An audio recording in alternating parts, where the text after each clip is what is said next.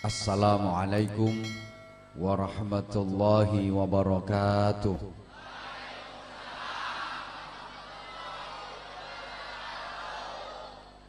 Bismillahirrahmanirrahim. Alhamdulillahilladzi arsala rasulahu rahmatan lil alamin. Asyhadu an la ilaha illallah wahdahu la syarikalah, al-malikul haqqul mubin. Wa asyhadu anna Muhammadan abduhu wa rasuluh, as-sadiqul wa'dil amin. Allahumma salli wa sallim wa barik ala sayyidina wa maulana wa syafi'ina wa qudwatina wa uswatina wa habibina wa qurrati a'yunina Muhammadin sallallahu alaihi wasallam, afdalil khalqi ajma'in, wa ala alihi wa ashabihi wat tabi'in wa man tabi'ahum bi ihsanin ila yaumiddin. Subhanaka la ilma lana illa ma 'allamtana innaka antal alimul hakim. Rabbi shrah li sadri wa yassir li amri wahlul 'uqdatam min lisani yafqahu qawli waj'al li waziran min ahli. Allahumma nawwir qulubana wa quluba dhurriyyatina wa quluba jama'atina binuril ma'rifah wa ilmil mukashafah wal basirah. Ya Fattahu ya Alim, iftah qulubana wa qulubahum futuhal arifin. Rabbana iftah bainana wa baina qaumina bil haqqi wa anta khairul fatihin. Walhamdulillahi rabbil alamin. Amma ba'du.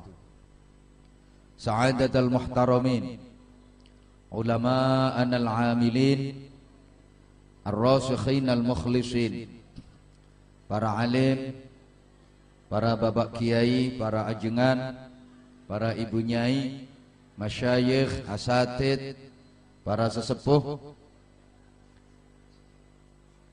ketua DKM beserta segenap kepengurusannya yang dimuliakan Allah, yang wajib sama-sama kita taati dan kita ta'zimi. Pejabat pemerintah dalam semua tingkatannya yang berkesempatan hadir, dari jajaran Musbika, bapak-bapak dari Mapolsek dan Koramil, kepala kelurahan, para ketua RW, para ketua RT, tokoh-tokoh masyarakat, pimpinan-pimpinan pondok pesantren, pimpinan-pimpinan majelis taklim, pimpinan-pimpinan organisasi kemasyarakatan yang saya hormati, rekan-rekan panitia, sahabat-sahabat santri, hadirin hadirat, muslimin muslimat, bapak ibu saudaraku, ikhwatal iman, jamaah sekalian yang saya cintai, yang saya kangeni dan semoga kangen dengan saya, yang saya hormati rahimakumullah. Alhamdulillah atas takdir Allah, atas kehendak Allah, atas pertolongan dan kasih sayang Allah, malam ini kita dapat sama-sama hadir, berkumpul, bersilaturahim, berzikir, berdoa, bersolawat, bertolabil ilmi di majelis yang mulia ini dalam rangka hormat peringatan Maulid Nabi Agung Muhammad sallallahu alaihi wasallam. Dengan harapan mudah-mudahan majelis malam ini dapat menguatkan mahabbah, kecintaan kita kepada Rasulullah Sehingga dengan semakin kuatnya cinta kita kepada Rasulullah, kita akan termotivasi untuk selalu bisa mencontoh dan meneladani pribadi, perilaku dan akhlak-akhlak Nabi. Untuk selanjutnya kita aplikasikan, kita terapkan dalam kehidupan sehari-hari, baik secara pribadi, berkeluarga, bermasyarakat, berbangsa maupun bernegara. Karena hanya dengan itu kita akan dapat meraih sa'adah abadiyah, kebahagiaan hakiki dunia akhirat. Bukankah setiap kita mendambakan kehidupan yang bahagia? Betul? Bukankah setiap kita mendambakan kehidupan yang istilah agamanya barokah, yang ziyadatul khair, selalu bertambah nilai kebaikannya? Allah mengajarkan satu doa yang itu diabadikan dalam Al-Quran. Rabbi auzilni munzalan mubarakan wa anta khairul munzilin. Ya Allah Tuhanku, tempatkanlah aku kapanpun dimanapun pada posisi yang selalu Engkau berkahi. Memang hidup yang paling nikmat, paling membahagiakan itu hidup yang barokah, yang ziyadatul khair. Semakin lama semakin bermakna. Hidup yang semakin tua semakin mulia, semakin hari semakin berarti, semakin lama semakin tinggi derajatnya, semakin lama semakin banyak ibadahnya, semakin lama semakin banyak amal-amal solihnya, semakin lama semakin banyak saudaranya, semakin lama semakin banyak sedekahnya, semakin lama semakin banyak pahalanya, semakin lama semakin banyak barokahnya, semakin lama semakin tinggi derajatnya, semakin lama semakin mahal harganya. Itu kehidupan yang berkah, kehidupan yang sukses. Jangan sampai hidup ini semakin lama semakin rendah derajatnya, itu kehidupan yang gagal. Jangan sampai hidup ini semakin lama nilainya semakin murah, itu hidup yang gagal. Segala sesuatu di dunia ini semakin lama harganya semakin mahal. Setahu saya tanah di mana-mana semakin lama harganya semakin mahal. Pakaian jenis apapun semakin lama juga semakin mahal.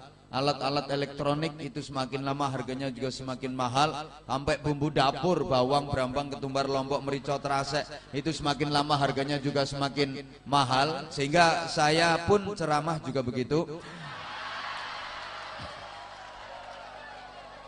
Lah kalau hidup semakin lama semakin murah, itu hidup yang gagal.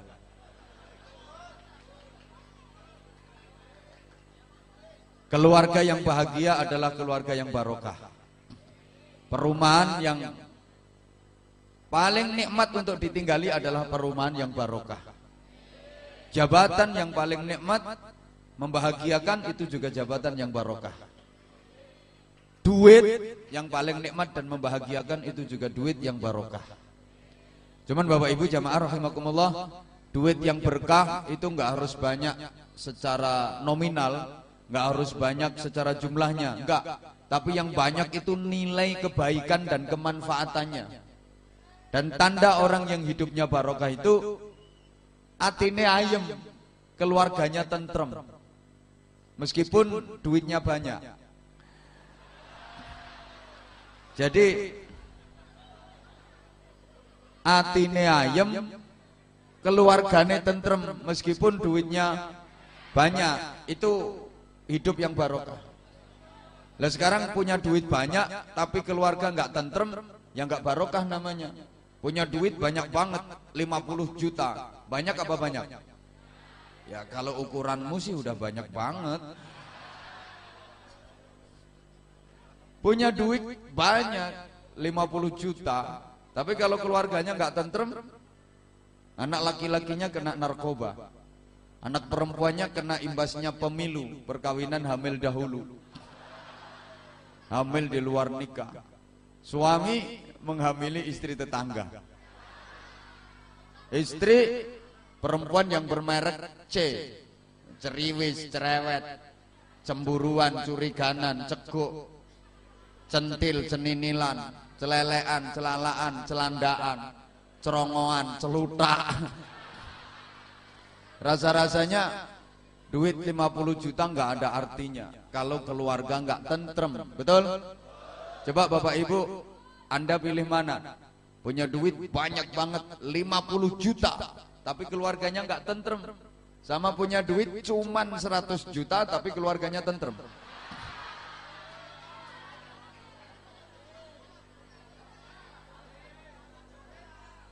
Mudah-mudahan semuanya barokah, keluarganya barokah, rumah tangganya barokah, didukung oleh rumah yang bagus. Cuman perlu diingat bahwa bagusnya rumah itu barometernya, ukurannya bukan dari bangunan fisiknya. Biaya pembangunannya miliaran, bahan bangunannya serba kristal, semuanya impor dari luar negeri. Ya mesti, masa impor teko Jonegoro. Perabotannya mahal-mahal banget, seluruh ruangan udah ber-AC, sampai toiletnya AC. Kan selama ini kalau ruangan Anda kan banyak yang belum AC, masih AB kelasnya, angin berobos itu. Ini luar biasa rumahnya, mentereng. Bukan itu ukuran bagusnya rumah, tapi rumah bagus itu ukurannya dari penghuninya, orang-orang yang tinggal dalam rumah itu. Meskipun rumah sederhana, biaya pembangunannya nggak mahal-mahal amat, perabotan-perabotan rumah tangganya murah-murah, tapi isinya keluarga yang harmonis, yang bahagia, yang ahli ibadah, suami soleh, istri solehah, anak-anaknya dzurriatan thayyibah. Itu rumah-rumah bagus namanya. Sebaliknya, meskipun rumah itu bagus banget kayak rumahnya Demet, tapi yang tinggal di dalam keluarga yang berantakan. Anak-anaknya pada drop out sekolah, nggak ada yang mau ngaji. Suami istri tiap hari berantem, cekcok melulu, nggak pernah ada kedamaian. Tiap ketemu pasti berantem. Masak suami baru pulang kerja sampai rumah, istri wes nyangap wisan. Bedes teko. Suami kan nggak mau kalah. Oh ketek akan cangkem. Anaknya denger, wah ternyata bapakku bedes, ibuku ketek. Berarti aku iki munyuk. Itu namanya bukan rumah tapi kebun binatang, ngisinya bedes, ketek sama munyuk. Ya sama dengan baju itu Bapak Ibu. Ukuran baju bagus itu bukan dari kainnya yang sutra kualitas tinggi, modelnya yang wah keren, gentle, trendy, funky, bukan. Bandrolnya mahal, bukan. Tapi ukuran bagusnya baju itu dinilai dari orang yang ada dalam baju itu, yang make. Meskipun baju itu berbandrol mahal, bandrolnya 10 miliar. Mbuh klambi apa mbuh pokoknya. Yo sekalian bikin contoh biar gak kena dibantah. Bandrolnya 10 miliar. Kainnya kualitas tertinggi, modelnya paling bagus. Mohon maaf, tapi yang tinggal di dalam itu perempuan yang moralnya bejat, akhlaknya rusak, nakalnya amit-amit. Itu aku nggak tahu namanya, mohon maaf banget nggak bisa nyebutin terpaksa. Bahasa Jawanya nggak ngerti, bahasa Sundanya nggak ngerti, bahasa Betawinya juga nggak ngerti, bahasa Indonesianya juga nggak ngerti. Ngerti aku cuman bahasa yang agak ke Inggris-Inggrisannya. Perempuan kayak itu dinamakan the lonte and the begengge.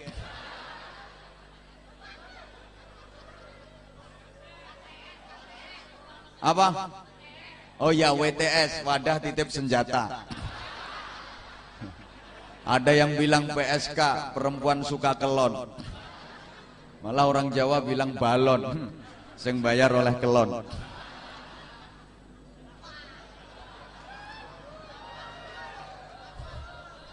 Bukan pelacur, sumpeli alat mancur. Tuh kalau di daerah aku namanya I love you.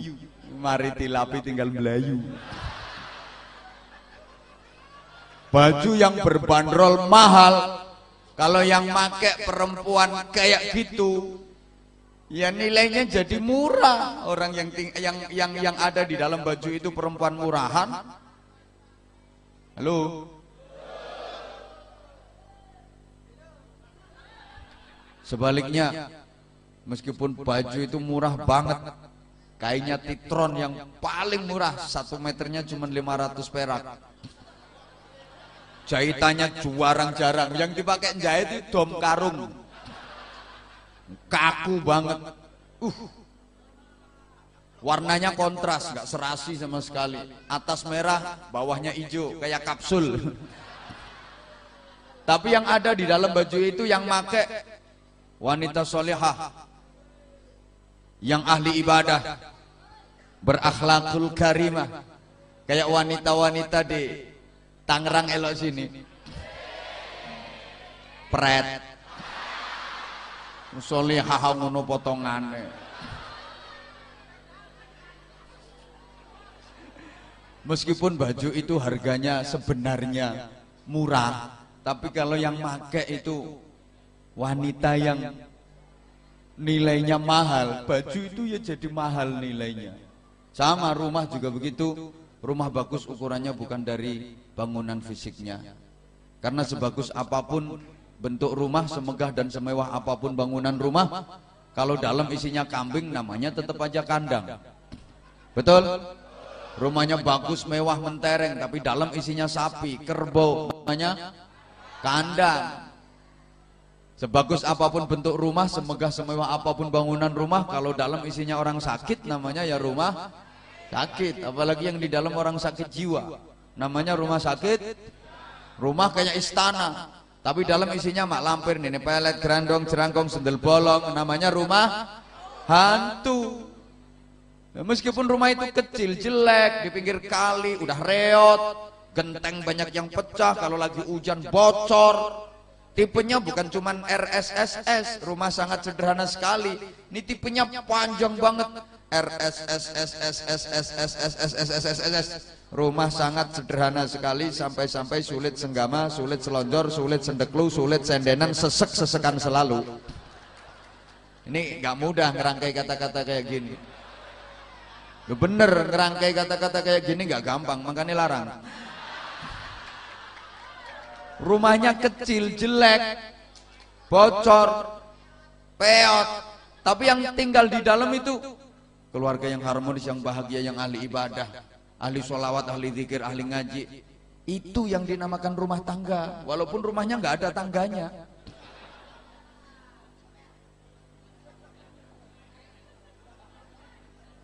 Maka sungguh keberkahan dalam hidup ditentukan dengan kualitas manusianya. Kita ini sudah nggak saatnya berpikir tentang enak apa nggak enak. Itu pikirannya anak kecil. Mohon maaf. Subhanallah. Ya, saya berdiri aja karena kelihatannya jamaah yang datang mayoritas ibu-ibu, cewek-cewek dan kaum perempuan. Maka saya harus berdiri karena saya sadar hasil survei, riset dan penelitian terakhir membuktikan bahwa laki-laki yang tahan berdiri lebih dicintai kaum perempuan.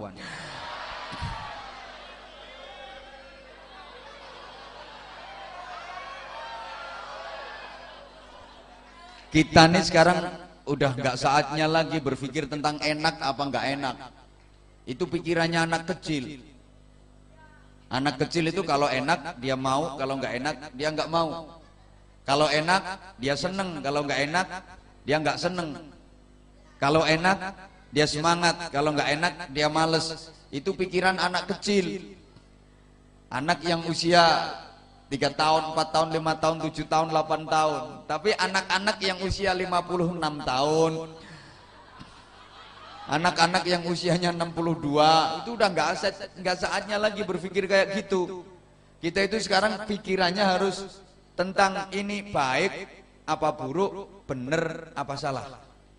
Jangan berpikir tentang enak apa nggak enak, tapi berpikirlah tentang ini baik apa buruk, bener apa salah. Kalau itu baik, kerjakan walaupun nggak enak. Kalau itu bener, lakukan walaupun nggak enak. Kalau itu buruk, tinggalkan walaupun enak. Kalau itu salah, tinggalkan walaupun enak. Kelihatannya pada nggak ngerti. Emang agak susah sih ngomongin orang-orang yang IQ-nya rendah itu. Oke, saya ulang. Udah nggak saatnya lagi kita berpikir tentang enak apa nggak enak. Kalau enak mau, nggak enak nggak mau. Kalau enak semangat, kalau nggak enak males. Kalau enak seneng, kalau nggak enak nggak seneng. Itu pikirannya anak kecil. Tapi kita sekarang harus berpikir tentang baik atau buruk, benar atau salah. Selama itu baik, benar, lakukan. Walaupun nggak enak.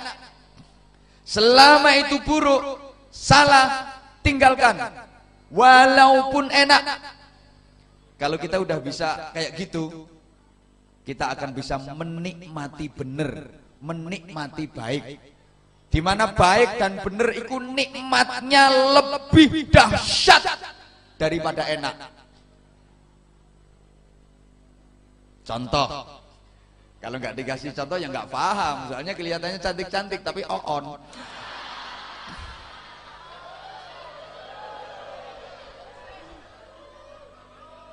Contohnya gini, bukti bahwa benar, baik itu jauh lebih nikmat daripada enak. Contoh, pemain bola ketika berhasil bikin gol ke gawang lawan, bukan ke gawang sendiri. Pemain bola ketika bisa bikin gol ke gawang lawan, dia betul-betul bisa menikmati sampai gulung-gulung, gelundung. Karena yang dilakukan benar dan baik. Dia nggak melakukan pelanggaran, nggak offside,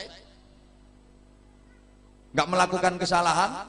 Yang dilakukan benar, yang dilakukan baik, nggak ada pelanggaran, nggak ada offside. Maka begitu dia berhasil mengegolkan bola itu ke gawang lawan, gol, dia betul-betul merasakan nikmati sampai gulung-gulung gak karuan. Mohon maaf bapak makan sate, seenak-enaknya sate, habis makannya paling ya apa ada orang habis makan sate terus gelundung saking nikmatnya. Pemain bola itu saking nikmati ya habis ngegol terus mau menek kancane. Misal sampean habis makan rawon terus wenekan celingkrik. Enggak kan? Yang dilakukan benar, yang dilakukan baik, maka dia bisa menikmati sampai gulung-gulung ndak karu-karuan. Mohon maaf, sampean habis hubungan intim suami istri yang dianggap paling enak. Paling nek isbarnya mau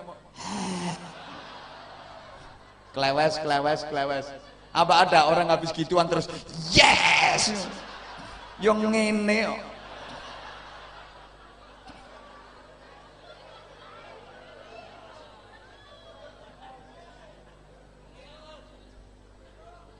Allahumma sholli ala Muhammad. Sehingga para jamaah rahimakumullah, untuk itu modal utamanya pertama kita harus mempunyai kesehatan zahir batin. Mudah-mudahan semuanya sehat walafiat. Karena sehat itu penting, karena sehat itu mahal, sehat itu berharga, sehat itu harus kita ikhtiari secara maksimal dan bahkan harus kita mohon kepada Allah dalam bentuk doa. Salul afiyah ba'dal yaqin. Kalian semua mintalah diberi kesehatan setelah kalian punya keyakinan, setelah kalian punya keimanan.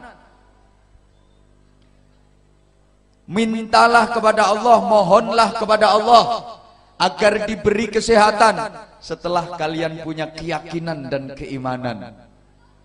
Kenapa demikian? Karena sekuat apapun iman seseorang, sehebat apapun iman seseorang, kalau dia nggak sehat, kalau dia sakit-sakitan, maka ibadahnya nggak akan bisa sempurna.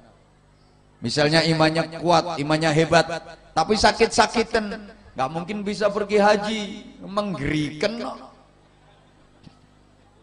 Imannya hebat, imannya kuat, tapi nggak sehat, sakit-sakitan. Ya kadang-kadang puasa aja nggak mampu. Zakat nggak mungkin bisa, orang nggak kerja, nggak punya duit, nggak punya penghasilan, apanya yang mau dizakatin? Iman hebat, iman kuat, tapi nggak sehat. Ya qiyamul lail nggak bisa sempurna. Zikir, sholawat, baca Al-Quran, nggak mungkin betah lama. Wong geriken-geriken. Apalagi sehat tapi nggak punya iman. Nah ini jadinya the coach look.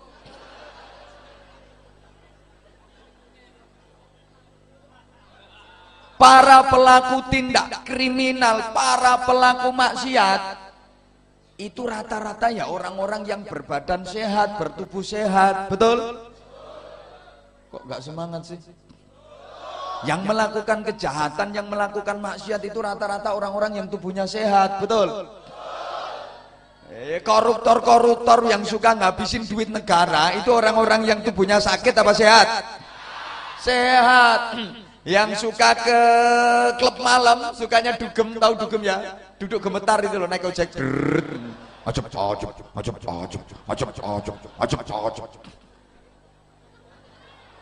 Itu orang yang tubuhnya sakit apa sehat? Sehat. Yang suka teler. Itu orang-orang yang tubuhnya sakit apa sehat? Sehat. Yang suka main judi, itu orang-orang yang tubuhnya sakit apa sehat?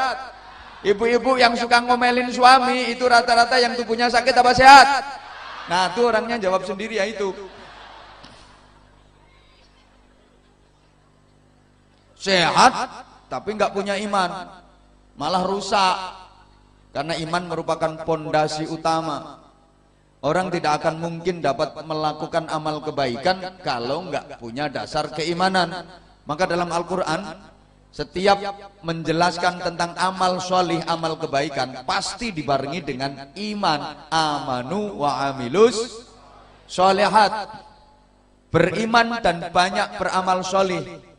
Ini kesatuan yang nggak bisa dipisahkan antara iman dengan amal solih.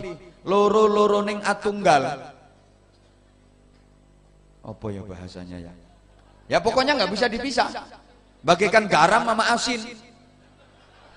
Iya. Setiap garam pasti asin, walaupun nggak setiap yang asin itu garam. Contohnya umbel. Nggak tahu, aku pernah dilat kok.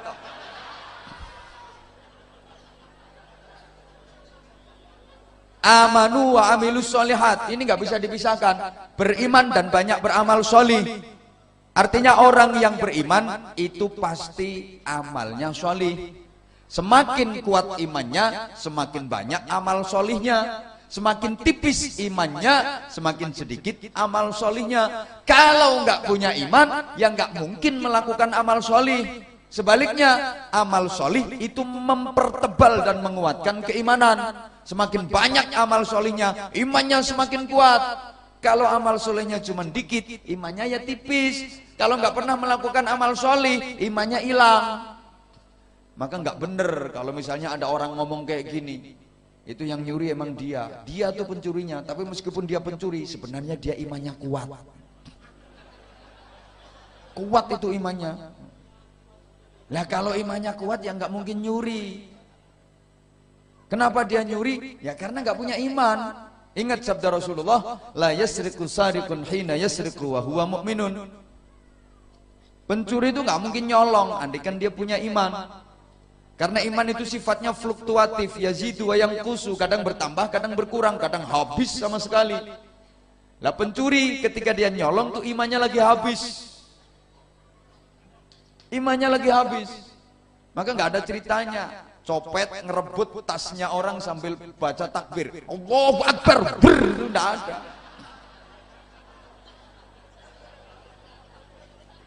Nggak ada perampok mau beraksi kok terus baca nawaitul ngerampoka lillahi ta'ala, nggak ada. Wala yazni zanin hina yazni wa huwa mu'minun. Orang nggak mungkin berbuat zina andaikan dia punya iman. Kok dia sampai berbuat zina waktu itu imannya lagi hilang.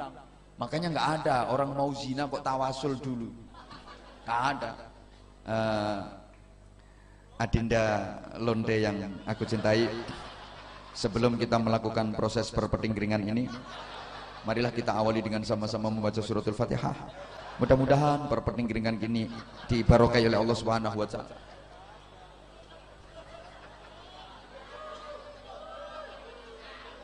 Ya nggak ada.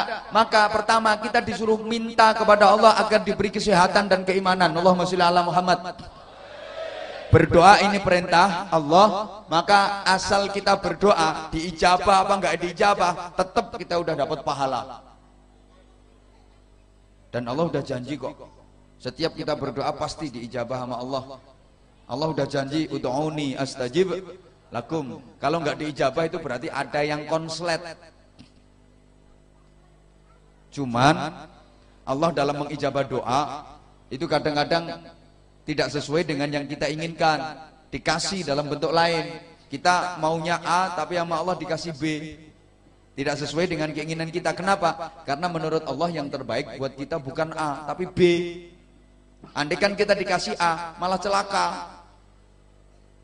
Halo, contohnya kayak gini, punya anak kelas 2 SD minta dibeliin motor, bapak lagi banyak duit, kira-kira dibeliin apa enggak Pak? Ya enggak lah. Bukan berarti bapak enggak sayang anak, bukan berarti bapak enggak cinta anak. Justru karena cinta, justru karena sayang, bapak paling tahu persis yang terbaik buat anak itu bukan sepeda motor. Dikasih tapi bukan motor, kasih sepeda hotel, sepeda gunung itu. Karena kalau dikasih motor, anak masih kelas 2 SD beliin motor, dinaikin di jalan raya, brus, ya anakmu, malah mencelakakan.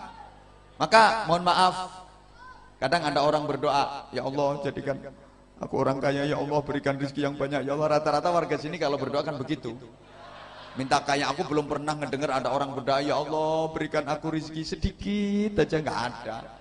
Mesti minta rezeki yang banyak, minta jadikan orang yang kaya raya kayak gitu. Tapi kok ya pancet melarat. Ini bukan berarti doa kita nggak dijabah sama Allah, diijabah tapi dikasih dalam bentuk lain. Karena menurut Allah yang terbaik buat anda itu bukan kaya tapi miskin. Soalnya potonganmu itu lek didadekno sugih mesti meleki. Nggak meleki ya sombong ora betahi wong. Melaku gak gelem diluk wis nek sugih mesti ndegek terus. Allah ngerti yang terbaik buat sampean itu miskin. Soalnya kok nek sampean dikei donya akeh dadi wong sugih, gak kuat keberkahan donya malah pilek.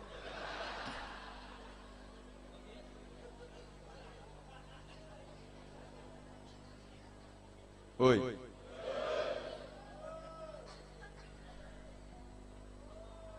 Kadang ada orang ngomong gini, katanya Allah tuh sayang sama orang Islam, katanya Allah ku cinta sama orang Islam. Tapi buktinya rata-rata di dunia ini yang kaya dikasih rezeki banyak itu malah orang kafir-kafir itu. Cino-cino sing ora Islam sugih-sugih kabeh. Padahal ora kenal Gusti Allah ya dadekno sugih kaya ngono. Kene salat kecilik ya pancet kere.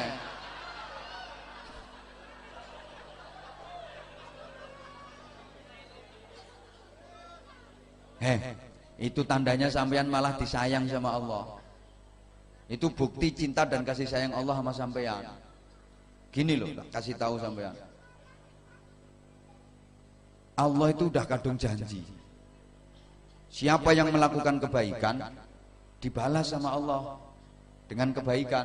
Siapa yang melakukan kejelekan dibalas juga sama Allah dengan kejelekan. Gak peduli itu orang mukmin, gak peduli itu orang kafir. Di dunia ini melakukan kebaikan dapat balasan. Ada orang mukmin melakukan kebaikan di dunia ini dibalas sama Allah. Ada orang mukmin melakukan kejelekan di dunia ini dibalas kejelekan sama Allah. Orang kafir di dunia ini melakukan kebaikan ya dikasih kebaikan sama Allah, dibalas sama Allah. Orang kafir di dunia ini melakukan kejelekan ya dibalas sama Allah, kasih kejelekan. Orang kafir di dunia ini bisa nggak berbuat baik? Ya bisa banget. Misalnya lagi jalan, sampean lagi jalan, terus terpreset, gelundung di belakang ada orang kafir. Ini bisa nolong sampean. Ketika orang kafir ini menolong anda, dia melakukan kebaikan. Hal semacam itu dibalas sama Allah. Nah balasannya dikasih di dunia. Orang kafir itu setiap melakukan kebaikan di dunia langsung dikasihkan balasannya sama Allah. Maka jangan heran kalau orang kafir di dunia ini kaya-kaya. Kenapa? Ya balasannya udah dikasih semua di dunia. Kok dikasih semua? Ya biar ntar di akhirat Allah nggak mikir lagi. Allah udah males mikir-mikir orang kafir di akhirat nanti. Udah kebaikannya dibales semua di dunia. Wes tak kekno kabeh nang ngene donya nang rasa-rasakno tutuk-tutukno puas-puasin di dunia. Ntar di akhirat karing geceki siji-siji. Gitu loh. Lah kalau orang mukmin kadang-kadang melakukan kebaikan itu balasannya nggak dikasih di dunia sama Allah. Kenapa? Ini bentuk cinta dan kasih sayang Allah sama orang mukmin. Sayang kalau balasan kebaikannya dikasih di dunia. Kan nikmat di dunia cuma sebentar, kehidupan di dunia cuma sebentar. Ya kalau orang kafir biarlah dinikmati dipuas-puasin di dunia cuma sebentar aja. Nanti di akhirat yang kehidupan selama-lamanya the nyonyor and the nyenyek. Lah kalau orang mukmin melakukan kebaikan kadang nggak dibalas sama Allah di dunia. Kenapa? Allah sayang sama orang mukmin. Allah cinta sama orang mukmin. Sayang kalau ini dikasih di dunia, nanti merasakan nikmat, merasakan bahagia cuma sebentar. Udah, nggak tak kasih di dunia. Disimpan aja. Kasihkan nanti di akhirat. Sementara di dunia miskin nggak apa-apa. Ntar di akhirat kaya raya. Nanti di surga akan dikasihkan semua kenikmatan itu. Kehidupan yang bahagia selama-lamanya. Ini sengaja saya sampaikan tujuan saya untuk menghibur sing melarat-melarat itu. Nah, alhamdulillah bisa ketawa orangnya. Akhirnya kan mikir, makanya aku tiga melarat. Kan di dunia cuma sebentar, miskin sebentar, besok di akhirat di surga kaya raya dikasihkan semua di sana. Tapi orang yang terlalu cerdas kadang-kadang masih ngebantah. Lah kalau memang pahala orang-orang mukmin, balasan orang mukmin itu dikasihkan di akhirat. Lah itu, kiai-kiai, ustadz-ustadz itu kok kaya-kaya semua itu. Katanya balasannya dikasih di akhirat. Gini bro, kalau kiai kok kaya, lah itu soalnya kiai itu tabungannya akhirat kan udah banyak.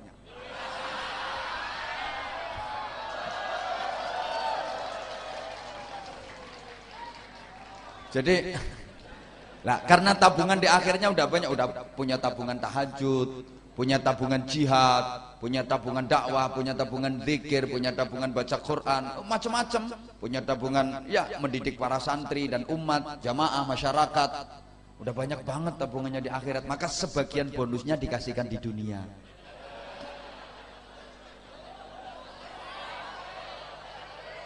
Maka jangan heran kalau kiai itu ya nggak kelihatan kerja apa, tapi kehidupannya kok ya gitu ya, rumahnya bagus, punya mobil bagus, istrinya juga cantik.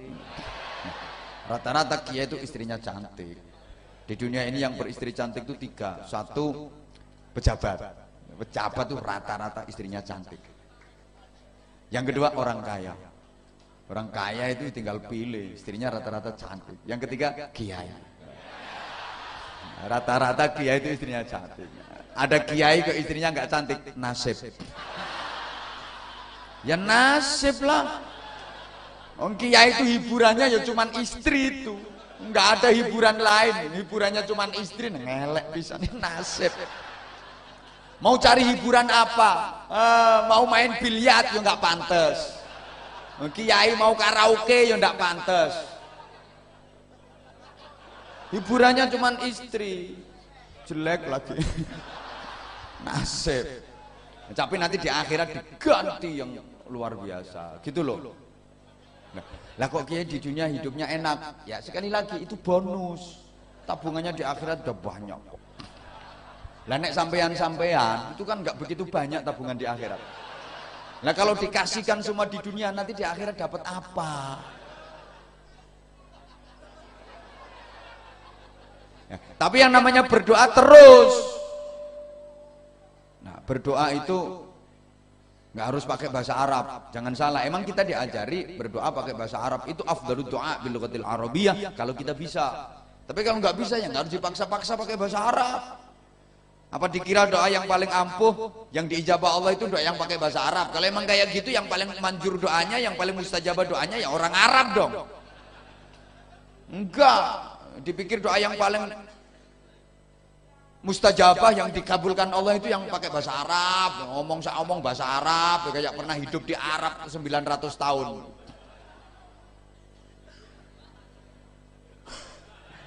Masak di warung kopi bayar ya bahasa Arab. Berapa Bu? 15.000. Ngeluarin duit. A'udzubillahi minasyaitonirrajim. Bismillahirrahmanirrahim. Kasih duitnya 20.000. Terima kembalian 5.000. Ya bahasa Arab nih. Alhamdulillahirabbil alamin. Ini yang punya warung ketularan, ngelus dada sambil bahasa Arab. Innalillahi wa inna ilaihi raji'un. Ya Arab kesasar tekondi. Enggak. Doa yang paling didengar Allah, yang paling kabul, yang paling mustajabah itu doa yang pakai bahasa hati. Pakai bahasa hati. Mohon maaf. Orang-orang tua dulu itu rata-rata nggak bisa bahasa Arab. Kalau saya orang Jawa, ya orang Jawa tua dulu itu rata-rata nggak bisa bahasa Arab, nggak bisa. Mau bilang syamir khairon fatrukil bago, nggak bisa yo, semar gareng petruk bagong. Padahal itu aslinya bahasa Arab. Syamir khairon fatruk bago. Syamir dibilangin kok. Syamir itu cancut tali wondo. Punya semangat yang tinggi, khairan, melakukan kebaikan, fatruk, tinggalkanlah al-bagho, kelacutan dan kesesatan. Ngono, semangat melakukan kebaikan, tinggalkan kejelekan. Semar gareng petruk bagong, aslinya bahasa Arab. Syamir khairan fatrukil bagho. Orang tua dulu. Modelmu kok kaya gak percaya tak omong.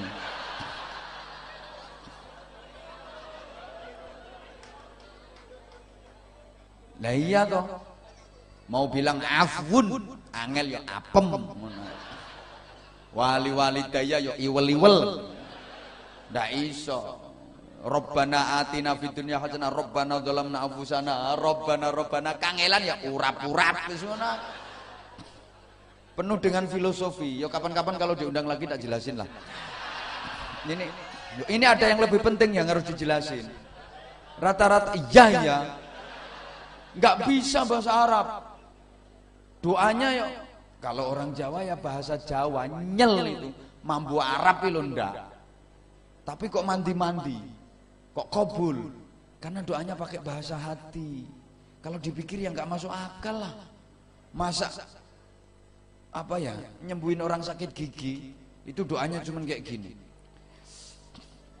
Godong pari godong waluh, ora mari tambah abuh, ditiupin sembuh. Padahal doanya itu kebalikan ya, bertentangan. Nah, sekarang yang dibacain pakai Arab kayak apa ya, malah mentek-mentek. Ada orang bisulan itu doanya nggak ada Arabnya sama sekali. Kidul kono ono semar gawe pundung, upilku irung ora sida dadi udun. Itu cuteno upil irung, usap-usapno sembuh, lep hilang, bisulnya hilang. Loh, aku udah pernah praktek itu. Pernah bisul yang kecil itu kata orang Jawa udun semat itu. Wah, tiang, ampun sakitnya, sampai panas dingin, kepala pening, panas tidak karu-karuan, melakukan geliang kena udun semat. Aku ingat, wah ini ada doa manjur, ampuh ini doanya orang kuno dulu. Tak bacain. Kidul kono ono semar gawe pundung, upil kuirung ora sida dadi udun. Tak cutekno, adek pas beler dadi yo oleh akeh lah, enak. Langsung tak usap-usapno. Subhanallah, luar biasa. Sore tak bacain doa, paginya langsung manak telu.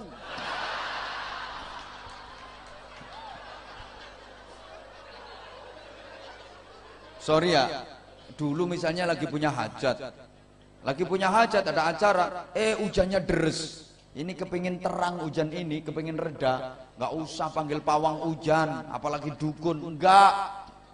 Dibaca doanya yo ndak ada Arabnya sama sekali, nyel Jawa. Langite ora sida udan, udano mek sak uyuh jaran. Hujan yang dulunya lebat, kerucuk ini tinggal keracak, ya kayak uyuh jaran. Lep, mampet, reda wis enggak hujan. Pernah aku. Wong aku lek ngerti-ngerti tak coba mesti. Lagi ceramah hujan. Lumayan deres. Waduh ini kacau ini. Ngaji mesti kacau kalau udah hujan. Tak bacain Fatihah. Insya Allah Fatihahku ya lumayan fasih. Bismillahirrahmanirrahim. Begitu sampai waladhdallin, subhanallah, tambah deres. Kok kalah sama yang cuman langite ora sida udan, udano mek sak uyuh jaran. Bahkan Rasulullah mengajarkan doa itu yang simpel, ringkes, teges, mentes.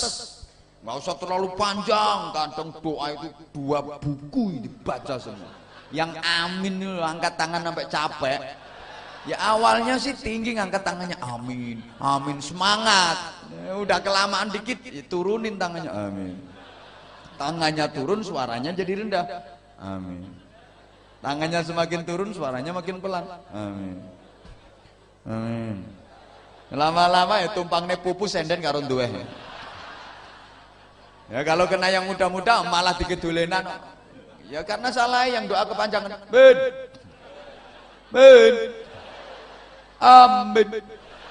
Amin.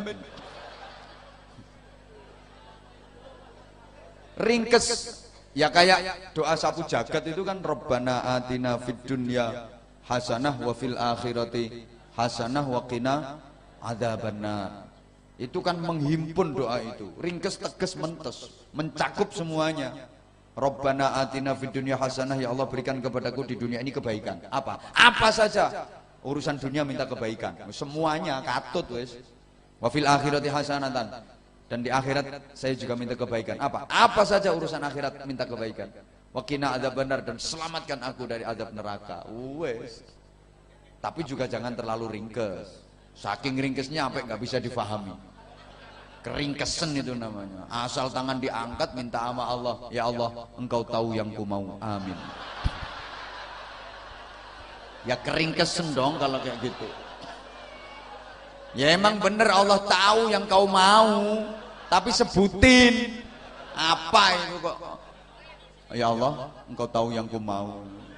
Keringkesen. Atau terlalu detail, terlalu panjang, terlalu detail, itu juga nggak bagus. Kesannya mendikte Allah, Allah didikte. Ada anak muda berdoa minta istri, ya Allah, minta jodoh ya Allah, istri perempuan yang cantik, yang kuning, yang tinggi ya Allah, yang anaknya orang kaya, yang warisannya banyak, yang hidupnya tinggal sebentar,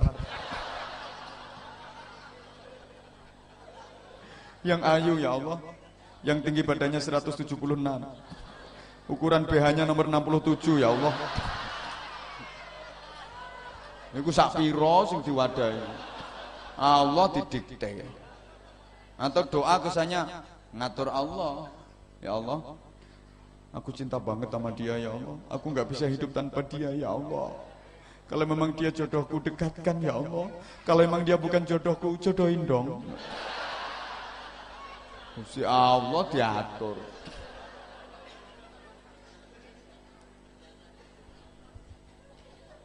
Allahumma sholli ala Muhammad. Nah, sehat itu maka meliputi 5 hal: fisik, psikologis, sosial, kultural, dan spiritual. Understand? Makasih. Kurang semangat ibu-ibu nggak ikut. Ibu kalau aku bilang understand, ibu-ibu harus semangat. Yes, oke? Belum pernah ngikut ngaji aku berarti. Saya ulang, fisik itu meliputi 5 hal. Sehat itu meliputi 5 hal. Sehat zahiran wa batinan, meliputi 5 hal. 1 fisik, kedua psikologis, ketiga sosial, keempat kultural, dan kelima spiritual. Understand? Makasih. Kenapa sih ketika aku bilang understand ibu-ibu harus yes?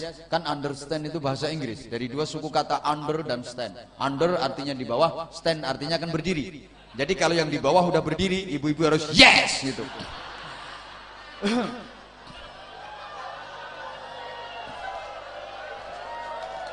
Mesti salah paham.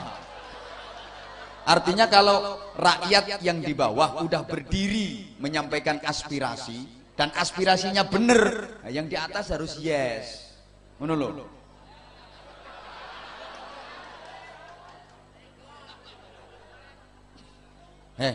Kenapa orang sampai sakit? Ya karena 5 hal ini nggak balance, 5 hal ini nggak seimbang. Yang paling sering nggak diperhatiin orang itu spiritual. Kalau yang 4, fisik, psikologis, sosial, kultural, betul-betul diperhatiin, dijaga. Tapi yang spiritual justru ini merupakan faktor terpenting, sering dilupakan. Orang itu asal kebutuhan spiritualnya tercukupi dengan baik, dijamin sehat zahir batinnya. Maka asal Bapak Ibu para jamaah sholatnya istiqomah, sehari 5 kali, jangan dibalik 5 hari sekali.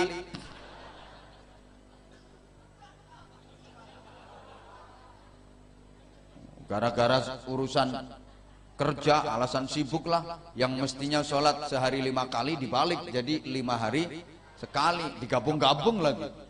Ya aneh aja niatnya. Usolli fardhu subhi wal dhuhri wal asri wal maghribi wal isya'i oplosan lillahi ta'ala. Sholatnya dioplos. Asal sholat istiqomah, zikir rajin, ngaji semangat, sholawat rajin, sedekah terus, dijamin gak akan sakit-sakitan. Kayak malam hari ini subhanallah, saya betul-betul mencium aura syurgawi. Ini yang datang ini calon-calon ahli syurga. Nanti Bapak Ibu di akhirat ke syurga kalau jadi. Ya kalau jadi. Pokok selama kebutuhan spiritual tercukupi dengan baik, dijamin sehat walafiat, dijamin nggak akan sakit-sakitan. Bener. Subhanallah Bapak Ibu, ternyata 80% penyakit itu sumbernya dari hati. 80% penyakit itu sumbernya dari hati. Penyakit yang bersumber dari makanan itu cuma 20%. Saya tahu persis karena saya dibilangin orang. Ya dikasih tahu sama orang. Saya punya temen dokter, dokter itu duduk genderuwo.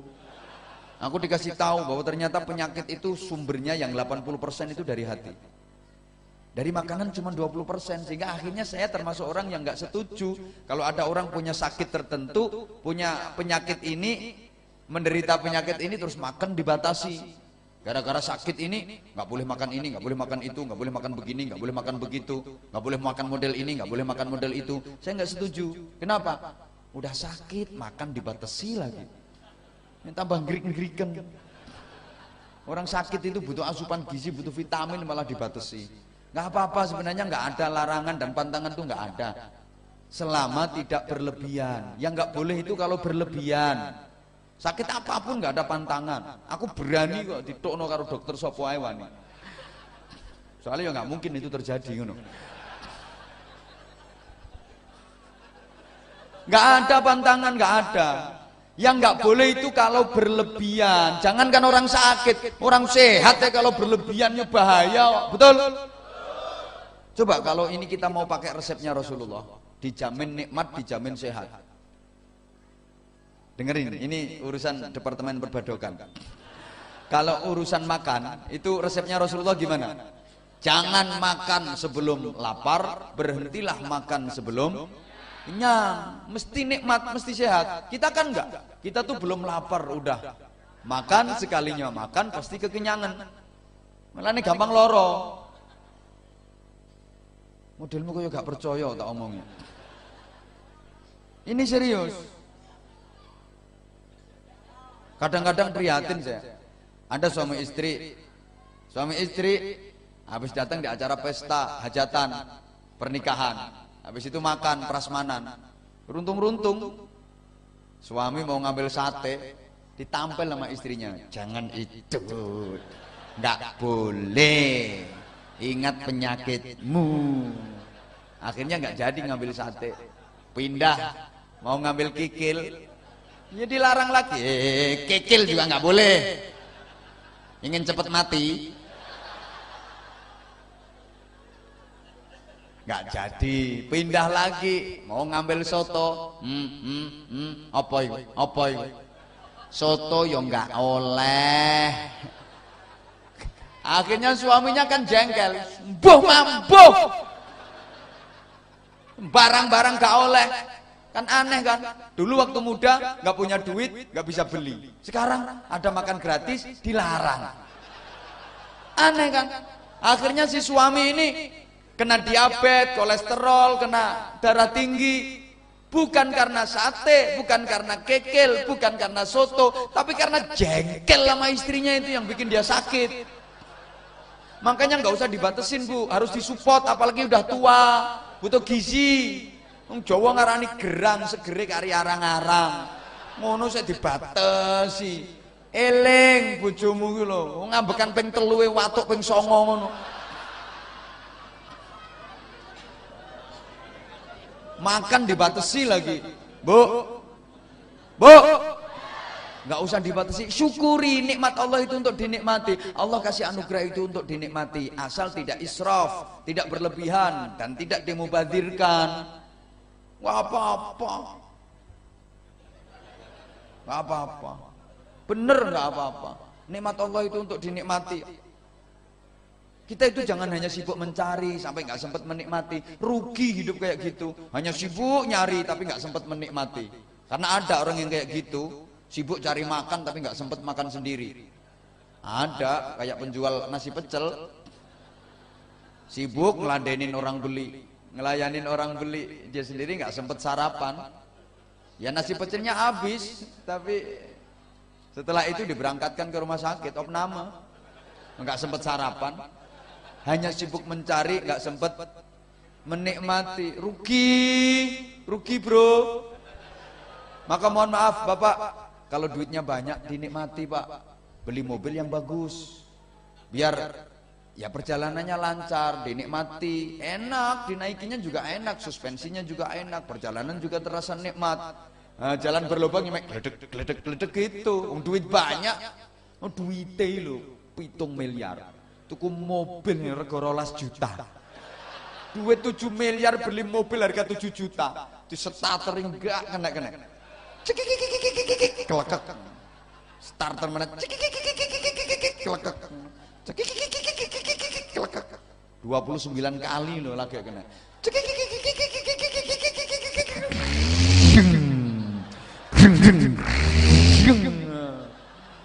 Akhirnya dipancal gas iki melaku prok. Dipakai belok pintunya buka sendiri gelodak. Tangki diganti jirigen. Spionnya plastik. Punya duit nggak dinikmati, rugi. Hei. Loh iya. Makanya kalau duit banyak, mohon maaf, daftar haji, menikmati duit. Pergi umroh, menikmati duit. Ngono lho, Bro. Wis tak rungokno. Duit banyak, hidup cuma sekali, nggak punya pengalaman luar negeri. Rugi Pak, hidup sekali nggak pernah naik pesawat. Uripmu ngutek nang perumahan kene. Salah aslimu desa rene lak minggat. Asli minggat. Wong pindah mrene iki lho karena 2 kemungkinan. Nek gak kekurangan ya kewirangan. Alah ngaku wo. Kalau nggak kekurangan ya kewirangan. Nah, kalau keluar pulau namanya teran. Itu kalau nggak terantanan ya mesti terancam. Halo. Dilanjut. Subhanallah. Kalau punya duit dinikmati. Masa hidup cuma sekali, nggak pernah naik pesawat. Hidup cuma sekali, nggak pernah ngelihat pramugari. Cantik-cantik, mulus-mulus, nggak ngono-ngono ku apa jemburis-jemburis.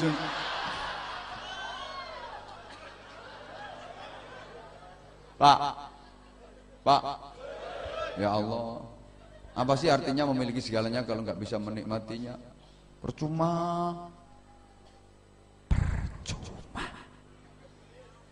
Kadang-kadang punya duit sampai triliunan, yang dinikmati cuma ratusan ribu rugi. Ya malah diperbudak duit, diperbudak harta. Kan hidup ini yang penting bukan apa dan berapa yang kita dapatkan, tapi apa dan berapa yang bisa kita rasakan. Hidup ini bukan tentang apa dan berapa yang kita miliki, tapi apa dan berapa yang bisa kita nikmati. Percuma mendapatkan kalau nggak bisa merasakan. Ingin dapat jabatan, ingin dapat kedudukan, berhasil didapatkan, tapi nggak bisa merasakan, rugi. Kepingin jadi anggota legislatif, kepingin jadi anggota dewan, usaha dilakukan, duit dibagi-bagi, kampanye sana sini, saudara-saudara, sampai selebaran visi misi beredar di mana-mana, foto baliho dipajang di mana-mana, sampai dipaku di pohon biar rela jadi penunggu pohon, rela jadi penunggu jembatan. Begitu dia dapatkan jabatan itu, 3 bulan masuk penjara gara-gara kasus korupsi. Itu kan mendapatkan tapi nggak bisa merasakan.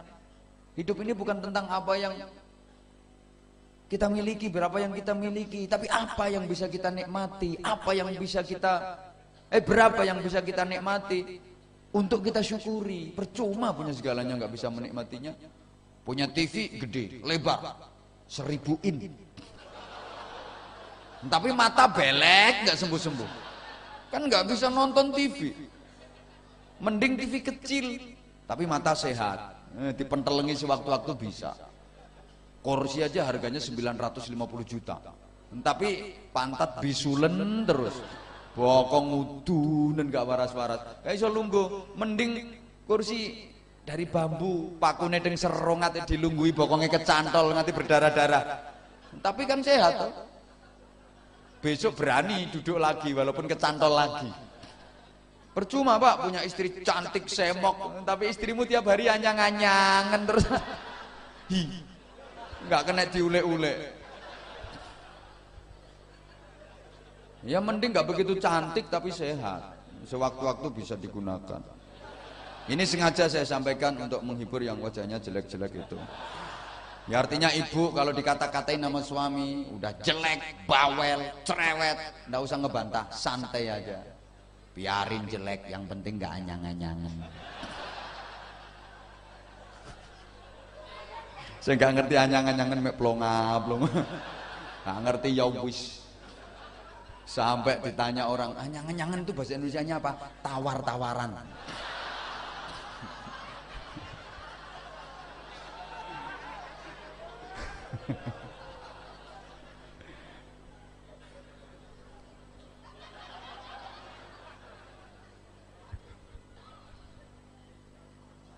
Hidup ini untuk dinikmati jemaah sekalian, tapi dengan cara yang benar. Jangan salah pentasarufannya. Cari harta ditumpuk-tumpuk, nggak bisa menikmati, rugi, mati gak dibawa. Kan sebanyak-banyaknya orang punya harta, ketika mati nggak ada yang dibawa. Penjual helm tuh helmnya banyak banget, tapi mati nggak ada tuh yang pakai helm. Bakul helm itu rano, mati helman rano. Ya lucu aja. Kadang aneh, cari duit dikumpulin dapat banyak, beliin tanah, cari lagi kumpulin dapat banyak, beliin tanah, cari lagi kumpulin dapat banyak, beliin tanah. Dia lu nggak sempet nikmati duitnya, nyari terus sampai gegere bengkong. Tanahnya emang luas tapi dia nggak bisa menikmati duitnya.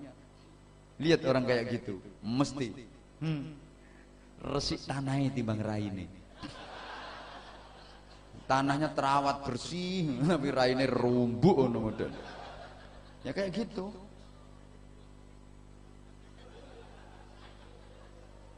Bersyukur. Kalau mau bersyukur dengan cara yang benar, ditambah sama Allah, la in syakartum la azidannakum, ditambah kenikmatannya sama Allah. Tapi awas kalau kufur, wala in kafartum inna adzabi lasyadid. Allahumma shalli ala Muhammad. Ibu bapak jamaah rahimakumullah, kenapa orang sakit berikutnya yang kedua? Karena banyak mengeluh. Mohon maaf, Kakean sambat, dikit-dikit mengeluh, dikit-dikit mengeluh, ada masalah dikit, waduh, wah gimana, wah, waduh, gimana, ada masalah dikit, wah, aduh, gimana, wah, aduh, gimana, ada masalah dikit aja, wah, aduh, gimana, ngeluh terus. Itu yang bikin ya mudah sakit, hidupnya nggak enak. Halo. Nah, sekarang ini zamannya makin parah. Orang itu dikasih sedikit dia mengeluh, dikasih banyak dia selingkuh. Nggak boleh. Bapak ingat, sehebat-hebatnya bapak nggak akan ada artinya tanpa doa istri.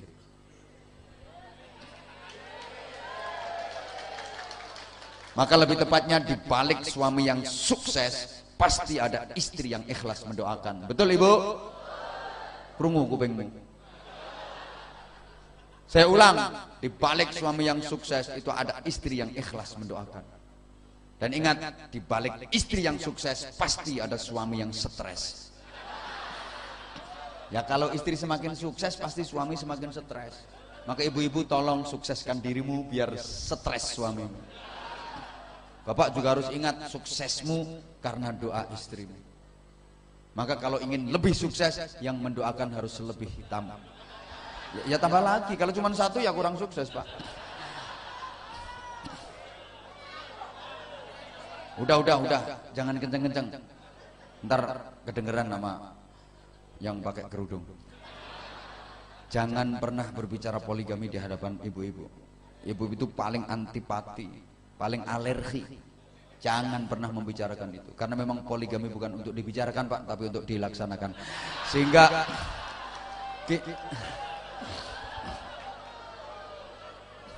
berikutnya berikutnya kenapa orang itu gampang sakit?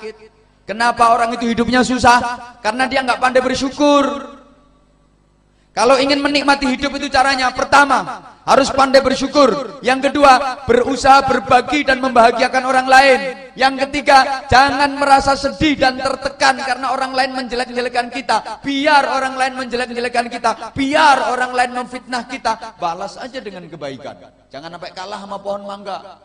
Pohon mangga itu luar biasa, dia dilempar pakai batu, ngebalasnya pakai buah mangga. Kadang sekaligus 5.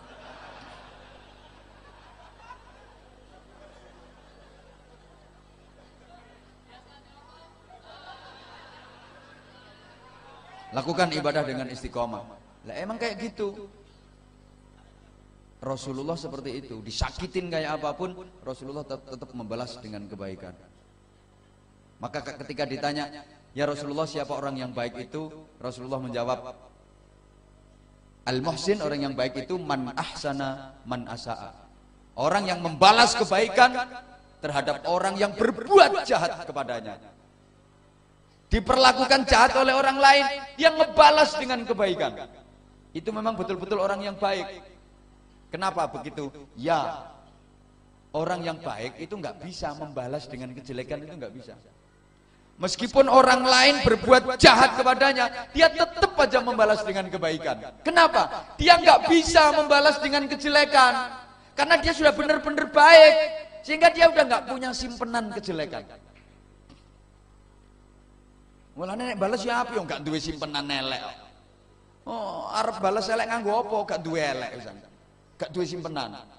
Maka kalau ada orang yang kelihatannya khusyuk, kelihatannya salate Allahu Akbar. Tasbihne muter terus. Lambene umi-umi, bukan wiridan, ngapalno utang. Ngapalin utang. Tapi ketika diperlakukan jelek sama orang lain, disikapi jahat sama orang lain, ngebalasnya sama kejelekan, dia membalas dengan kejahatan, itu belum orang baik, dia bukan orang baik. Sesungguhnya dia orang jelek, tapi dia pinter nyimpen kejelekannya. Kalau emang orang baik, meskipun diperlakukan jelek sama orang lain, difitnah sama orang lain, ngebalasnya tetap baik. Kenapa? Dia nggak bisa ngebalas jelek. Orang dia nggak punya simpenan kejelekan, balasnya ya api. Kayak Rasulullah Shallallahu Alaihi Wasallam. Subhanallah, Rasulullah itu ya beda dengan nabi-nabi yang lain.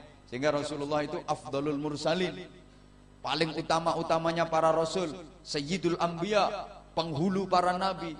Nabi-nabi yang lain itu kalau umatnya nakal, umatnya ingkar, umatnya kafir, ya dinasihati, dituturi sak keneke, maksimal. Halo. Taman kok gak pati ngrungokno model. Nabi-nabi yang lain itu ketika umatnya ingkar, ketika umatnya kafir, ketika umatnya menentang, gak mau iman, dinasihati semaksimal mungkin. Dinasihati gak kena, dinasihati kok tetep aja kafir, didongakno mati. Iya, nabi-nabi yang dulu kan gitu. Ajak-ajak dakwah tentang tauhid la ilaha illallah, ajak-ajak keimanan. Ternyata banyak yang nggak mau. Ya terus ajak-ajak, terus dinasihatin, terus diupayakan secara maksimal. Gak kena, tetap kafir, tetap ingkar. Dongakno mati, dongakno dapat bencana, didoakan dapat musibah. Nabi-nabi dulu rata-rata begitu. Maka zaman dulu banyak bencana, banyak musibah terjadi. Itu gara-gara yang mengajukan proposal yang nabinya sendiri. Jadi akeh bencana, akeh musibah yang ngajukan proposal nabine dhewe. Yang mengajukan proposal nabi, sama Allah ya langsung di ACC.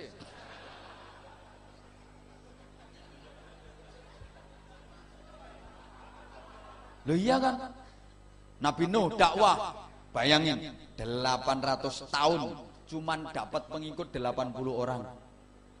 800 tahun cuman dapat pengikut 80 orang. Ya udah penuh kesabaran, telaten, sabar, nakal dituturin, nakal dinasihati, kafir dinasihati, ingkar dinasihati, melawan menentang dinasihati. Udah kayak gitu, lama-lama habis kesabarannya. Entekan sabar, dongakno mati. Rabbi la tadar 'alal ardi minal kafirina dayyara innaka in tadarhum lam yalidu illa fajiran kaffar. Ya Allah, karena kalau engkau tinggalkan satu orang saja kafir di muka bumi ini, dia akan mana anak yo kafir, putune kafir, tau wers tambah akeh wong kafir. Pun ya Allah, hancurkan mereka, binasakan mereka, turunkan azabmu kepada mereka, habisi mereka semua. Nabi Nuh sing njaluk. Ya langsung Gusti Allah melakukan pemutihan. Uang sing kafir-kafirnya lunas. Nabi-nabi dulu gitu gayane. Iya gayane ngono. Nabi Musa dakwah, ajak-ajak iman. Umatnya malah nentang. Dongakno udan getih, gerocok-gerocok hujan darah. Tobat kami iman kapok. Didongakno Nabi Musa bencanane ilang. Gelem iman, enggak lama kafir meneh, ingkar meneh, dongakno ya Allah, udan kodok. Krotok hujan kodok katak ini. Ngono gayane nabi-nabi biyen.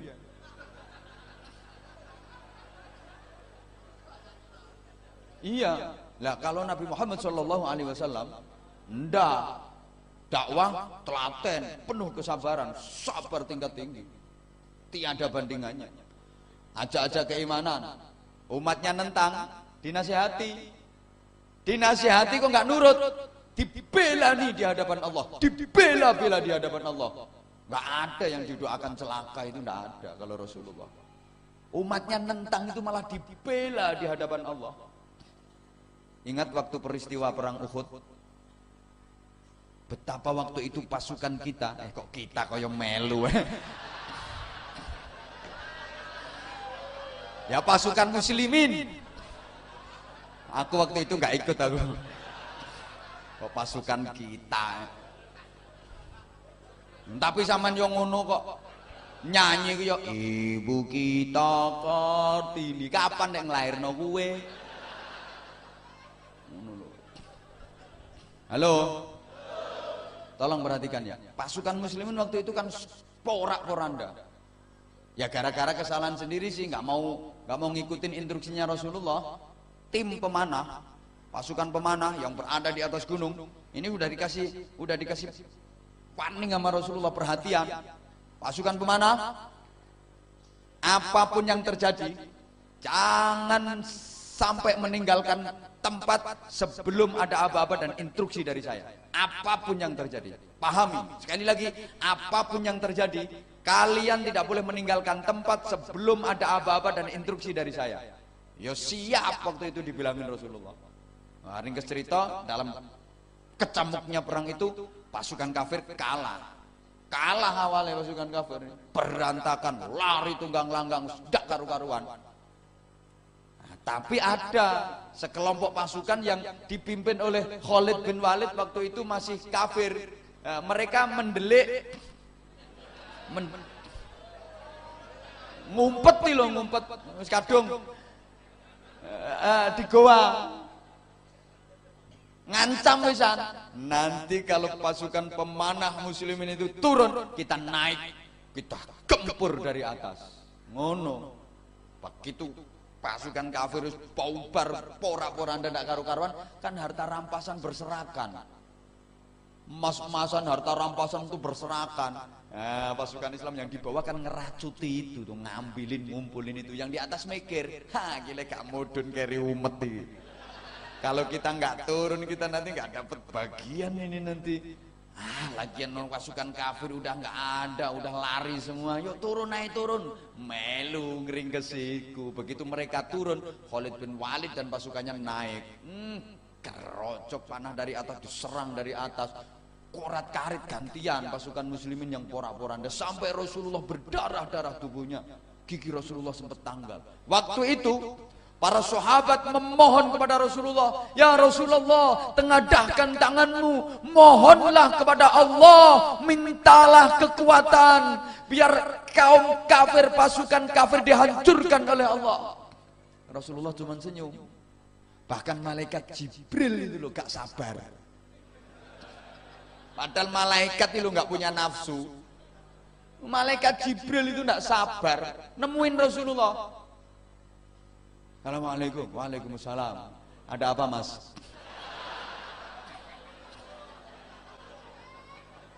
Yo memudahkan pemahaman, gitu loh. Biar mudah difahami. Tapi Rasulullah yang enggak kok. Ada apa mas? Yang enggak. Yo biar mudah difahami. Kan aku sadar yang aku omongin kan orang-orang yang kurang begitu cerdas. Jadi kayak aku gitu loh. Ada apa mas? Mohon izin. Izin apa? Itu gunung mau aku angkat. Terus ya tak jerit nunggune pasukan kafir itu. Saya lempar ke mereka pasukan kafir biar hancur semua. Terus Rasulullah bilang, mas, rungokno toh. Mas, itu perintah Allah apa karepe sampean dhewe, Mas? Ya karepku dhewe. Sorry, Mas. Aku lagi nggak butuh bantuanmu.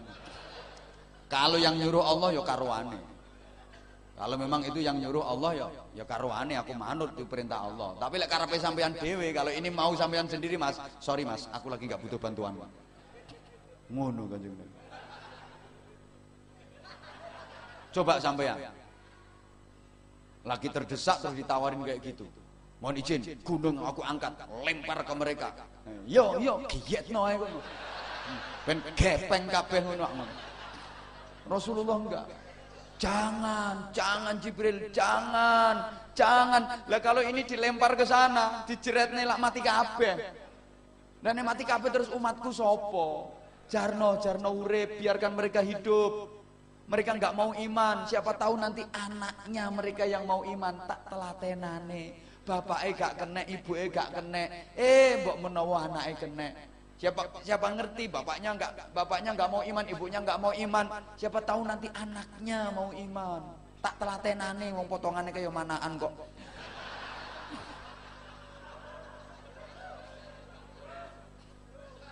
Malah didoakan sama Rasulullah, Allahumma hdi qaumi fa innahum la ya'lamun. Ya Allah, berikan hidayahmu, petunjukmu kepada kaumku itu. Mereka melakukan seperti itu karena mereka tidak ngerti. Mereka belum ngerti, ya Allah. Jangan kau timpakan azab atas mereka. Berikan petunjukmu, berikan hidayahmu kepada mereka. Subhanallah, Rasulullah kayak gitu. Bahkan waktu itu bumi sempat bersumpah. Bumi lo bersumpah di hadapan Rasulullah. Jari bumi kan, kata bumi gini, Kalau sampai darah, kan waktu itu darah Rasulullah bercucuran kan. Kalau sampai darah Rasulullah netes ke tubuhku, aku akan balik badan. Mulet. Bumi lo sampai gitu. Sampai darahnya Rasulullah netes ke tubuhku, mulet aku. Apa yang dilakukan Rasulullah mendengar sumpah bumi itu? Rasulullah malah sibuk menampung darah itu biar nggak jatuh ke tanah, biar nggak menetes ke tanah. Ditandai nggak surban ke tangan, jangan sampai netes. Ini kalau sampai netes, iki bumi mulet temenan iki. Kalau bumi mulet hancur orang-orang itu. Subhanallah, coba sampean. Ya malah dipiur-piur nang ngene getene. Halo. Rasulullah kok kayak gitu. Subhanallah. Jadi wong apik ya diapiki, wong elek ya diapiki. Kok dieleki? Menikmati hidup. Hidup nanti akan terasa nikmat. Terus kemudian berikutnya, kenapa orang itu gampang sakit, hidupnya susah? Karena mohon maaf, di samping kurang pandai bersyukur, banyak mengeluh, terus orang itu galau.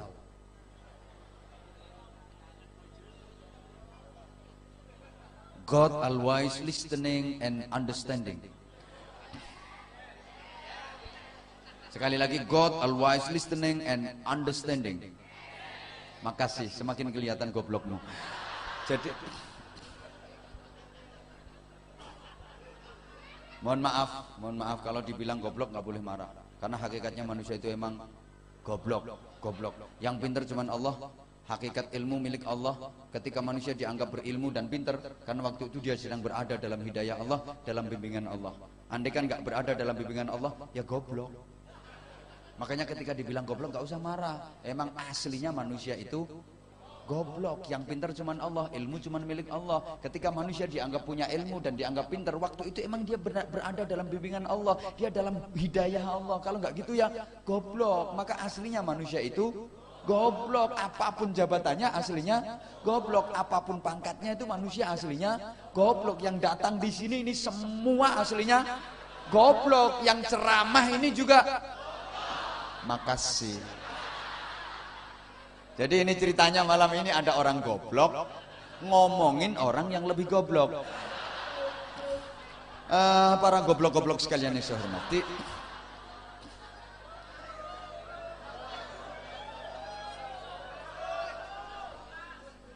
kenapa orang itu galau? Karena dia melupakan Allah, sehingga dia pun dilupakan oleh Allah. Saya ulang, kenapa sih orang kok galau? Karena dia melupakan Allah, sehingga dia dilupakan oleh Allah. Orang yang mengingat Allah, ya diingat nama Allah, diperhatiin nama Allah. Orang yang melupakan Allah, juga dilupakan nama Allah. Fadhkuruni adhkurkum washkuruni wala takfurun. Berzikirlah kalian kepadaku, aku akan menzikiri kalian. Bersyukurlah kalian atas nikmat-nikmatku, jangan kalian mengkufurinya. Gitu loh. Kalau kita zikir ke Allah, Allah juga zikir ke kita. Untuk mudah dipahami kayak gini. Aku tuh apa kata kamu? Ya kalau kamunya ingat aku, akunya juga ingat kamu. Kalau kamu sering ingat aku juga sering ingat kamu. Kalau kamu terus saja ingat aku juga akan terus saja ingat kamu. Kalau kamu selalu ingat aku juga selalu ingat kamu. Kalau kamu banyak ingat aku juga banyak ingat kamu.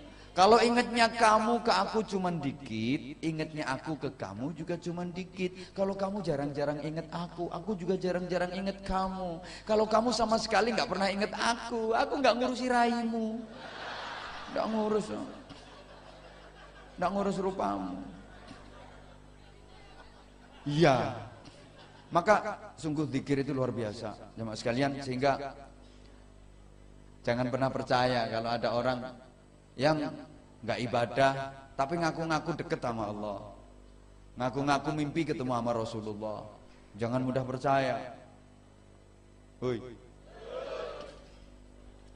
Uang nggak pernah sholat, ya, nggak pernah sholat dan cerita. Aku tadi malam mimpi ketemu Nabi Muhammad. Jangan pernah percaya. Ngapain? Nabi Muhammad kok nemuin dia itu lo ngapain? Janjiannya lo kapan? Hoi. Ada orang zikir nggak pernah, sholat nggak pernah, cerita. Semalam aku ketemu sama Sunan Kalijogo. Ya yang mikir, yang nyapa Sunan Kalijogo kok kelayapan metu wong gak sholat iki lho. KRPG kurang penggawean. Hoi. Aku jadi teringat pernah aku ziarah pas ke mana ya, Batu Ampar Madura itu. Tuh aku nyampe situ belum zuhur. Di situ ada orang duduk bersila, rambutnya panjang. Sambil muter tasbih terus, tahu apa yang dia baca. Duduk bersila di situ. Subhanallah. Begitu azan zuhur, dia tetap aja duduk di situ, nggak sholat. Aku memang kebetulan lagi sengaja istirahat di situ agak lama. Ada yang perlu dilakukan. Sampai azan asar, dia tetap aja duduk di situ, nggak sholat asar. Sampai azan maghrib masih di situ dia, nggak sholat maghrib. Isya nunggu nggak sholat. Mosok jamak kok langsung papat. Sholat jamak langsung pati aturannya sopo. Aku mikir berarti nggak sholat. Habis isya lagi ngopi bareng sama aku. Ngopi bareng, waktu ngopi bareng tuh dia cerita, alhamdulillah saya riadohnya udah berhasil. Aku aja penasaran, kok udah berhasil? Emang dapat isyarah apa? Dapat alamat apa? Aku udah ketemu sama Nabi Khidir. Semakin penasaran aku. Ketemunya di mana? Dia ngomong di pom bensin, di SPBU. Ketemu di mana? Cara tanan kan ning pom. Jadi ketemu Nabi Khidir no SPBU. Aku yang mikir, nah nyapa Nabi Khidir no SPBU? Masa Nabi Khidir kentekan solar?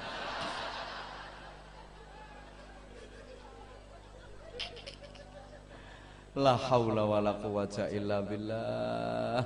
Berzikir dan berzikir terus. Orang kalau berzikir pasti diperhatiin sama Allah. Sampai Rasulullah membandingkan masalul dzakir wa ghairi dzakir kamatsalil hayyi wal mayyit.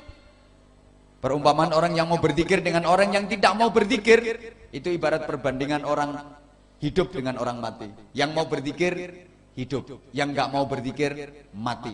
Ayo nyaut. Sing gelem zikir berarti hidup, yang nggak mau zikir berarti mati. Coba ibu-ibu seneng yang mati apa seneng yang hidup? Hah? Ibu pilih yang mati apa pilih yang hidup? Hidup. Bapak-bapak masih hidup? Misalnya Bu, misalnya ada dua orang laki, ibu suruh milih satu. Yang satu ganteng, tinggi besar, gagah, tegap, atletis, kuning kulitnya, sauntu-untune. Banyak duitnya, kaya raya, tapi mati. Yang satu udah dekil, jelek, pendek, kelek kecut, ngentutan, gak gablek duwe, tapi urip. Ibu pilih yang mana? Gak milih? Ya rondo. Modal wajah cuman kayak gitu nggak milih. Kasih pilihan nggak mau milih. Pilih mana Bu? Nggak dua-duanya. Rondo. Ibu tak ajarin Bu, pilih yang hidup walaupun jelek. Lumayan kena gue seret-seretan.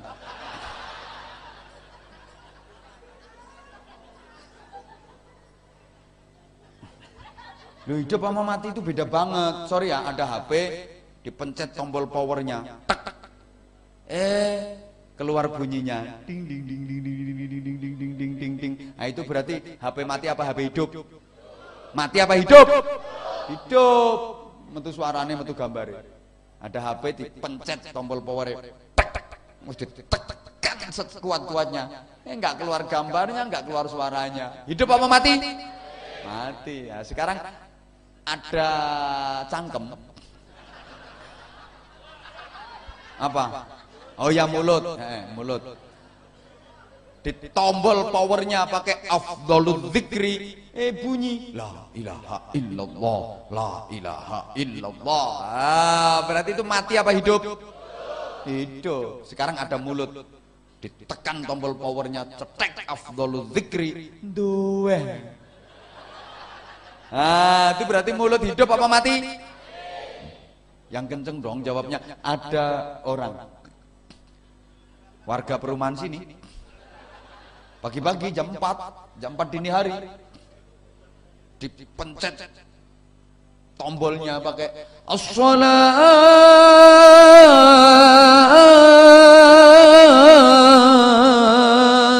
khairum minan naum, langsung bangun, cerekal, wudu, curantal, berangkat salat jamaah ke masjid. Mati apa hidup? Hidup. Sip. Ada warga perumahan sini sama pagi jam 4 dipencet tombolnya as-salatu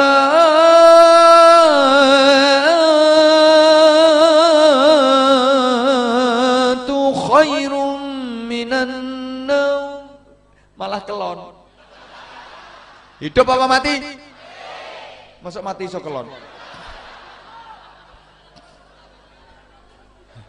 Ya kelihatannya hidup tapi sesungguhnya mati. Itulah bangkai jalan-jalan. Padahal kita sesungguhnya sering seperti itu, betul?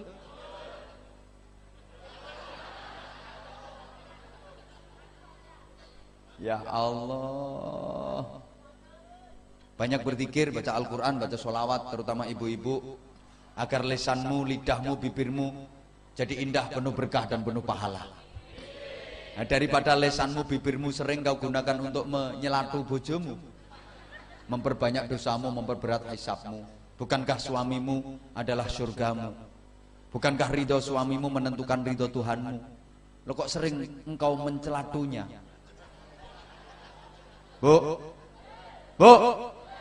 ketika bibirmu, lisanmu sering mencelatu bojomu, ngomelin suamimu, itu bisa berubah menjadi duri-duri yang tajam, menyayat-nyayat hati suamimu, melukai perasaan suamimu yang sudah bekerja keras pontang-panting. Itu dilakukan demi untuk mengetengi dirimu itu.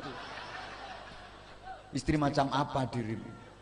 Ya mending baca Al-Quran, dzikir, sholawat, istighfar. Taulah biasanya kalau suami pulang telat, suami pulang terlambat, bukain pintu sambil cemberut, dongkol, ngomel.